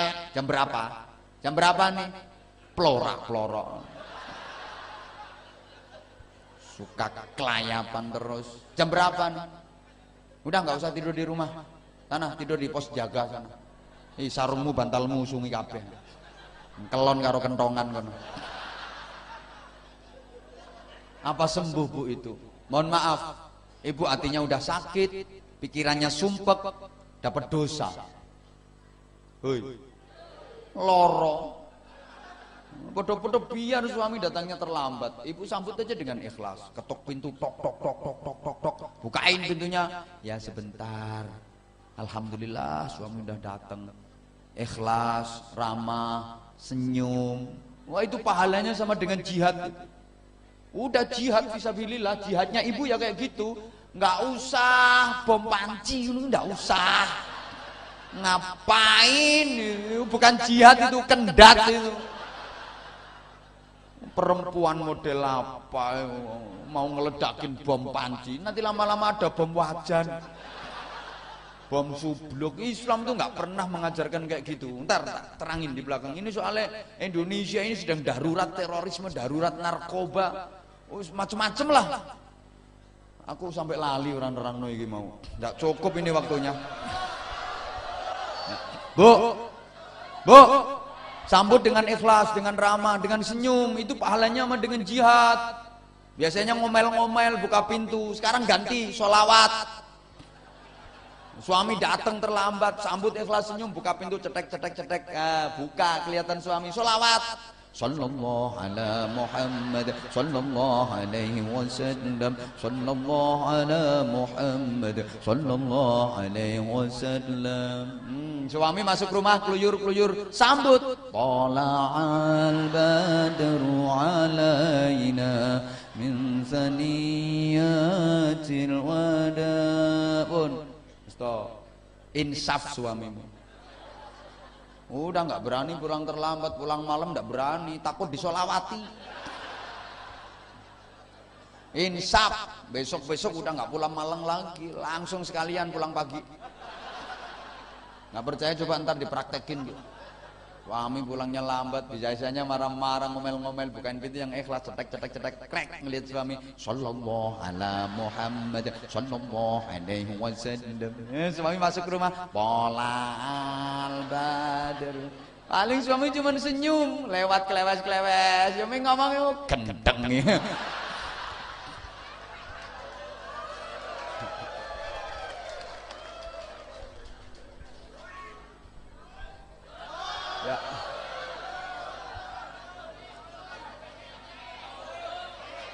Iya.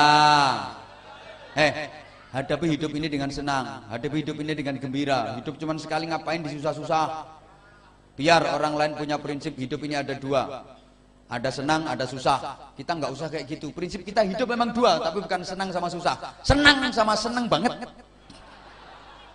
Ya kalau hati kita udah bersih, hati kita udah tertata, hidup ini adanya cuma dua, senang sama senang banget.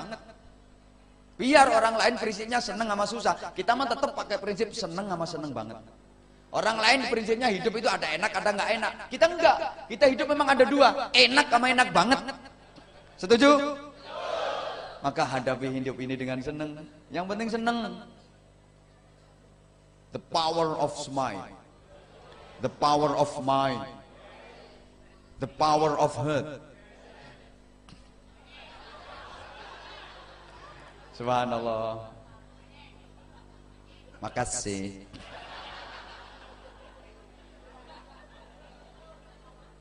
Hidup ini hadapi dengan senyum, optimis, seneng aja. Wajah kita akan cerah.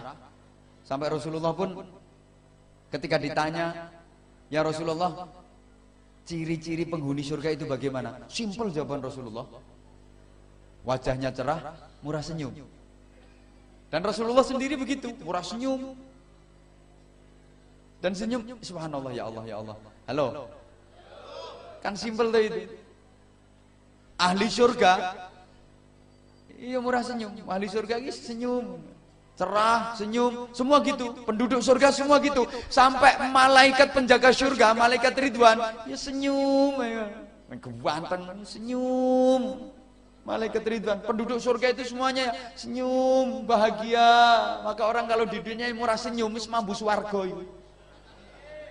Iya, orang kalau murah senyum mambu swarga. Sebaliknya, penduduk neraka itu jenggawureng kabeh. Penduduk neraka ya raine jeplok-jeplok. Jenggureng semua. Apa bahasanya jenggureng itu ya? Wis pokoknya cemberut semua. Penduduk neraka itu cemberut semua, sampai malaikat Malik penjaga neraka ya cemberut, jenggawureng. Seumur hidupnya itu nggak pernah senyum. Malaikat Malik itu mulai diciptakan Allah sampai akhir zaman nggak pernah senyum. Senyum cuma sekali waktu ketemu sama Rasulullah pas perjalanan Isra Mi'raj. Itu pun cuma sebentar. Ngono tok.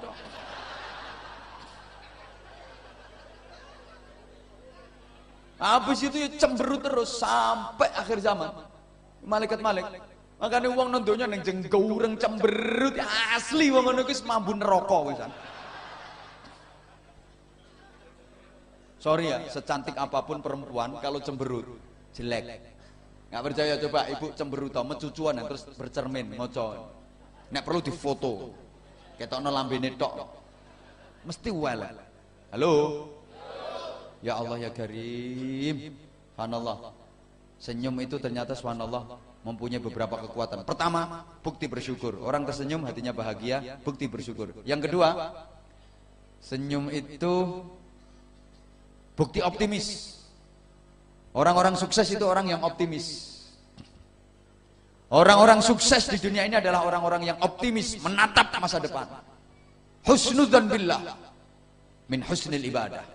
husnudzan kepada Allah, yakin akan kekuasaan Allah, yakin akan mendapat anugerah dan keberhasilan, kesuksesan dari Allah. Itu adalah termasuk ibadah yang terbaik. Orang-orang sukses itu orang-orang yang optimis. Aku bisa, aku bisa, aku bisa. Orang pesimis itu pasti gagal dalam hidupnya. Karena orang optimis itu ibarat orang mau melangkah, ibarat orang mau jalan. Halo. Orang optimis itu pasti gagal dalam hidupnya. Karena orang pesimis, orang pesimis itu ibarat orang yang udah mengubur sebelah kakinya sebelum melangkah. Oh, mau jalan kok kakinya dikubur sebelah. Oh, kayak aku ini nggak mungkin bisa pergi haji sampai mati kayak iso haji. Kayak aku ini nggak mungkin bisa hafal Quran. Ya nggak mungkin bisa hafal lah, dia pesimis. Oi. Yang ketiga, senyum itu bernilai sedekah. Tabassumuka fi wajhi akhika laka shadaqatun. Senyummu kepada saudaramu itu bernilai sedekah. Maka jangan diremehkan. Walaupun cuma senyum itu menjedetkan lambe. Nilainya sedekah. Jangan pernah meremehkan amal kebaikan yang kelihatannya kecil. Kadang dalam amal kebaikan yang kelihatannya kecil, di situ terdapat ridha Allah. Itu yang bisa mendatangkan rahmat Allah. Jangan pernah diremehkan. Masuk masjid, udah nggak ada jamaahnya, udah selesai sholat jamaah, zikir, wirid, doa udah selesai, nggak ada orang, kipas angin masih muter aja, wugu. Wah, ini ngabisin listrik ini, matiin, strike. Kelihatannya amal kebaikan kecil, tapi kadang itu yang mendatangkan rahmat Allah. Di situ terdapat ridha Allah. Ke tempat wudhu, nggak ada orang, ini kalau udah penuh airnya, melober-lober kerannya, krocok, matiin, set. Ini jangan dianggap remeh, amal kebaikan kecil. Ini yang mendatangkan rahmat Allah. Kadang di situ terdapat ridha Allah. Masuk ke toilet, WC umum, di situ ada peninggalan orang lain. Mundung, disiram, krocok, bersih. Ntar kalau dipakai orang kenyaman, jangan malah ditambahin. Nanggung cuman segini, tambahin.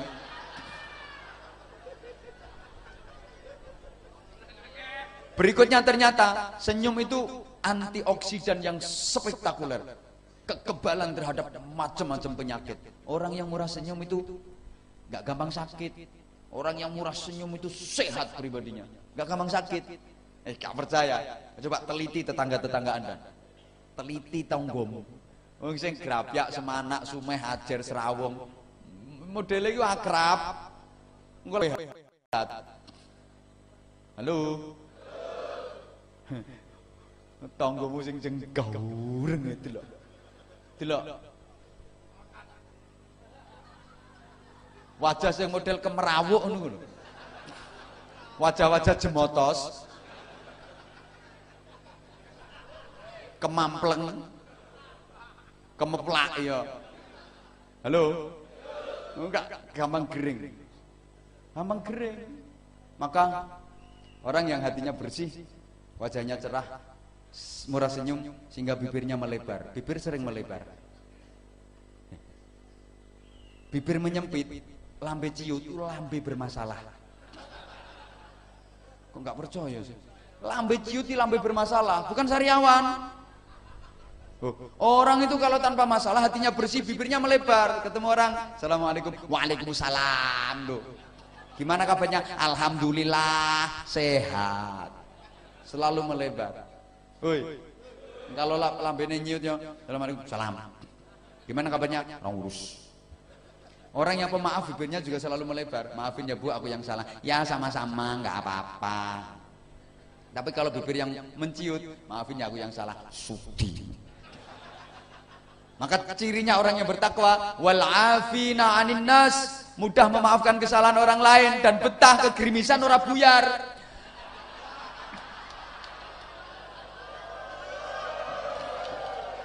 Gimana? Apa langsung doa? Ini masih baru sampai. Halo. Dilanjut? Ndi te gremes?